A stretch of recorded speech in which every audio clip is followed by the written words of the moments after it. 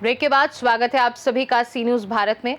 खबर अहमदाबाद से है, जहां गुजरात के अहमदाबाद में बिल्डर हिम्मत रुदानी की चौंकाने वाली हत्या के मामले में उधव पुलिस ने खुलासा किया है कि हत्याकांड के पीछे एक और बिल्डर मनसुख लखानी उर्फ जैकी का हाथ था, जिसने अपने गार्ड राहुल उर्फ हिमांशु राठौड़ को 50,000 रुपए में हिम्मत की हत्या की सुपारी दी थी।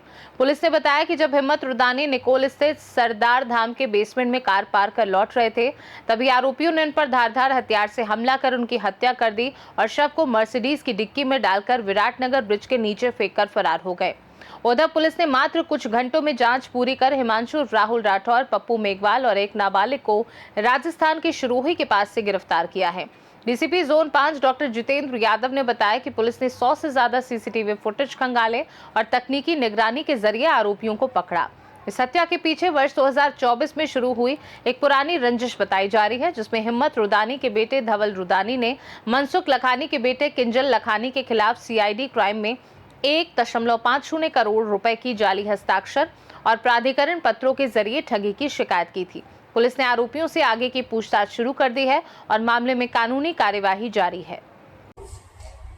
तारीख 13/9/2025 ના રોજ આશરે રાત્રે 10 વાગ્યાની આજુબાજુ ઘોડો પોલીસ સ્ટેશનને જાણ થાય છે વિરાટનગર બ્રિજની નીચે વિરાટનગર 4 રસ્તા બ્રિજની નીચે એક કારની અંદર ડેડ બોડી મળી આવે છે, જેથી ઘોડો પોલીસ તાત્કાલિક રવાના થાય છે અને ઉપર સિનિયર અધિકારીઓને જાણ કરે છે।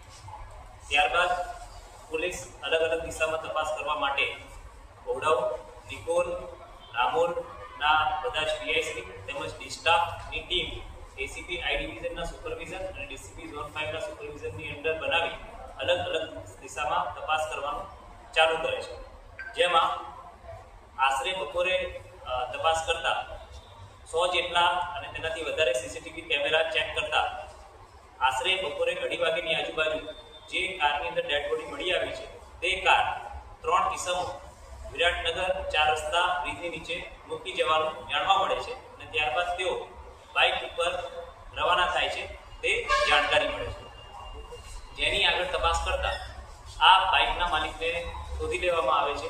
એ બાઇકનો માલિક એવું કહે છે કે આ બાઇક તેણે તેના મિત્ર રાહુલ ઉર્ફે હિમાંશુ રાઠોડને આપેલી હતી અને તેની સાથે અન્ય 2 કિસ્સાઓ પણ હતા।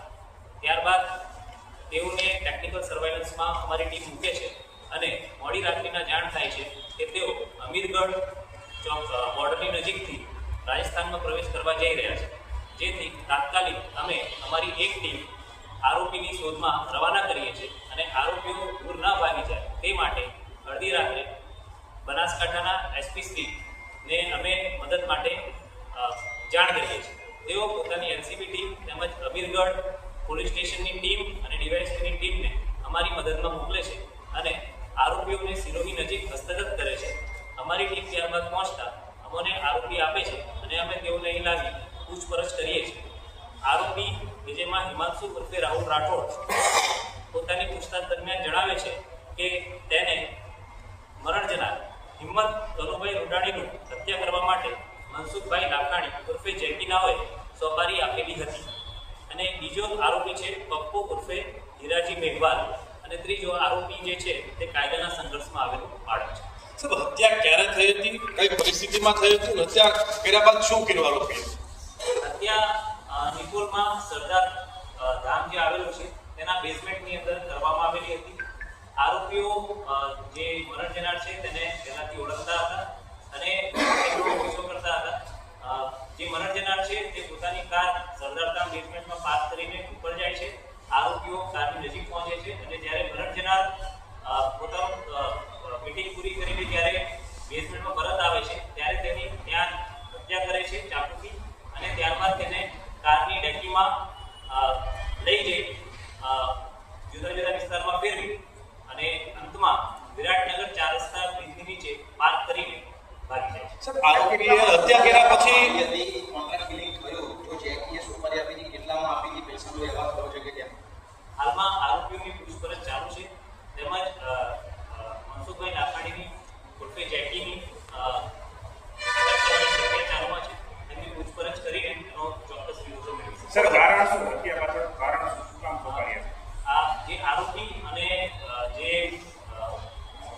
મરણજનાર છે તેઓ પાર્ટનરશિપમાં હતા અને તેમની વચ્ચે પૈસાની લેતી બાબતે મંજૂર હતી. સર હત્યા કર્યા પછી આ આરોપીઓ જે કિલરો જે છે એને કોને કોને ફોન કરેલા, શું કામ ફોન કરેલા અને કયા માધ્યમથી કઈ તરફ ભાગ્યા? પ્રાથમિક તપાસમાં જાણવા મળ્યું છે કે આરોપીએ હત્યા કર્યા બાદ મનસુખભાઈ લાખાણી ઉર્ફે જેકીનાઓને ફોન કરવાની કોશિશ કરી હતી, પરંતુ તેઓએ તે સમયે ફોન પાડ્યો. સાહેબ આ કિલર અને મુખ્ય આરોપી મનસુખ લાખાણી ઉર્ફે જેકી આ બંને વચ્ચેનો સંબંધ શું છે? બંને વચ્ચેનો સંપર્ક ક્યારે અને કઈ રીતે થયો? આજથી 1-1.5 વર્ષ પહેલા જે મુખ્ય હત્યારો છે હિમાંશુ ઉર્ફે રાહુલ રાઠોડ અને મનસુખ લાખાણી ઉર્ફે જેકી એ તેને ત્યાં ગાર્ડનું કામ કરતો હતો. પછી સાહેબ એને શું વાત કરી એમ? હા, પછી ત્યારબાદ જે તે સમયે 1 વર્ષ પહેલા જે મનસુખભાઈ લાખાણીએ જે આરોપી છે હિમાંશુ તેને 50,000 રૂપિયા આપવાની વાત કરીને અને જે મરણજનાર છે તેના મારવાની વાત કરી. સર આમાં ભૂતકાળમાં કોઈ ફરિયાદો થયેલી છે, નથી થયેલી? આપણે જે છે કયા કયા એંગલ ઉપર અને શું શું તપાસ કરીશું?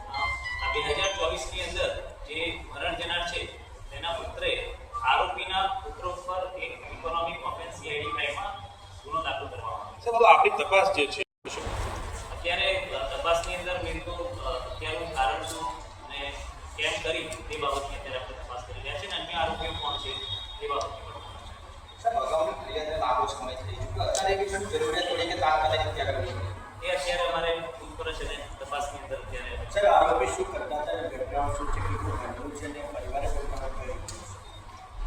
આરોપીઓ જે મુખ્યત્વે હિમાંશુ અને પપ્પુ એ રાજસ્થાનના સિરોહી નજીક જવાર ગામના આરોપીઓ છે અને અહીંયા તેઓ જેમાં રાહુલ છે તે અહીંયા ડ્રાઇવિંગ અથવા તો ગાડીનું કામ કરતો હોય છે અને જે પપ્પુ છે તે કારખાનામાં કામ કરે છે.